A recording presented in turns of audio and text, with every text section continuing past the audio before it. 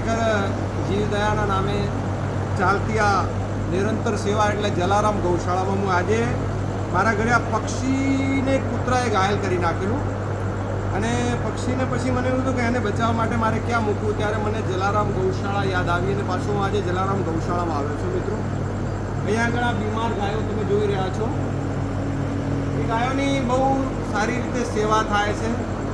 મેં હમણાં એક અઠવાડિયા પહેલાં એક જે રોજને આપણે જે ઘાયલ આપણે એમ્બ્યુલન્સમાં મૂક્યું હતું એ અહીંયા જલારામ ગૌશાળામાં જ મૂક્યું હતું. એની ટ્રીટમેન્ટ થઈ પણ એટલું બધું ઘાયલ થયેલું કે 4 દિવસ પછી ભગવાનને દરબારમાં પહોંચી ગયું.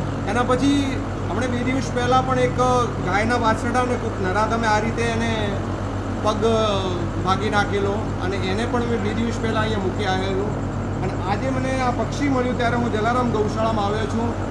મિત્રો, ડીસાની નજીક કાંઠ ગામના બાજુમાં નહેર ઉપર આ સરસ એક ગૌશાળા છે, જેમાં પશુ પંખીથી માંડી અને ગાયની અને પ્રાણીની દરેકની સેવા થાય છે. મિત્રો, જીવદયાના નામે તમને ભગવાન જે પણ અપાવે આ ગૌશાળામાં તમે જરૂર એકવાર ચક્કર મારો અને અહીંયા આવી અને આ અબોલ પ્રાણીની સેવામાં તમે બધા ભાગીદાર બનો એવી એક ભજન ગાયક પ્રકાશ માલી ડીસા આપ સર્વને એક વિનંતી કરે છે. મિત્રો, કેમ કે દયા ધર્મનું મૂળ પાપ મૂળ અભિમાન, તુલસી કહે દયા ન છોડીએ જબ તક ઘટ પ્રાણ, કર ભલા તો હો ભલા. ધન્યવાદ.